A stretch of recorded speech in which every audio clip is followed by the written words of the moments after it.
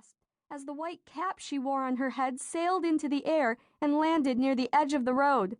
"Ach, my cap! It's gonna get run over!" she hollered. "Rachel Yoder, you know better than to lean out the buggy like that," Pap scolded. "What if you had fallen?" "Can I get my cap?" she asked tearfully. "No." Mom shook her head. "You might get hit by a car." As the blue convertible started to pass, Rachel saw surprise on the face of the blonde woman riding in the passenger's seat. The car pulled over behind their buggy, and the woman got out. She picked up Rachel's cap and brought it over to the stopped buggy. "I believe this blew out of your buggy," she said, handing the limp-looking cap to Rachel's father.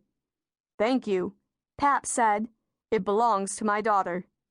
"Thank you," Rachel echoed as Pap handed the cap to her.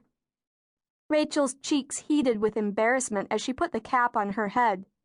"Stay in your seat now, Rachel," Pap said.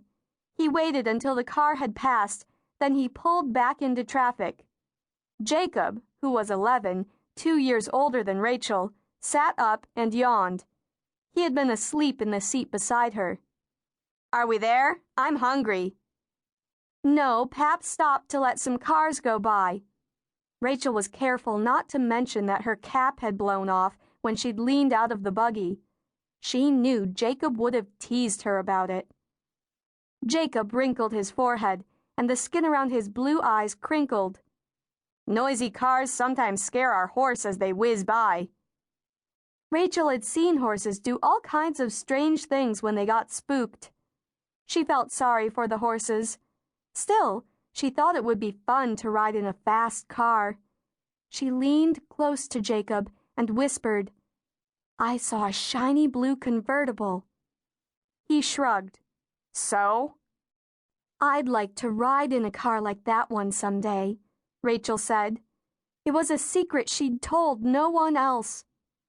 Jacob looked at Rachel as if she didn't have a lick of sense. Of course, she knew her brother thought most things she said and did were kind of strange. "Don't you ever get tired of riding in this closed-in buggy?" she asked.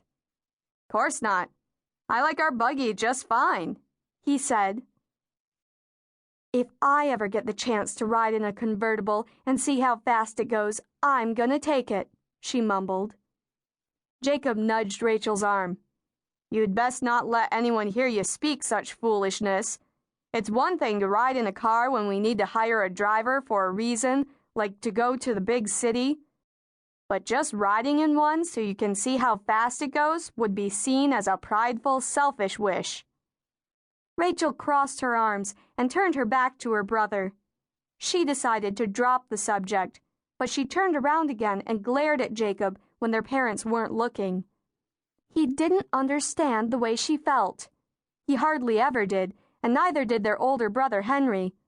But at least Henry didn't act like something was wrong with her the way Jacob did. Boom! Rachel shuddered again. "It better not rain and spoil our picnic," she said, hoping Jacob wouldn't notice her hands shaking. He elbowed her in the ribs. "What's the matter? Are you afraid of a little dunner?" "It's not the thunder that makes me nervous," she said, elbowing him right back. "It's those horrible bolts of Vaderleek I'm worried about." "We'll be okay. It's not even raining, so the storm will probably pass over us." Jacob leaned his head against the back of the seat and closed his eyes again. "Maybe if I think about something else, I won't feel so nervous."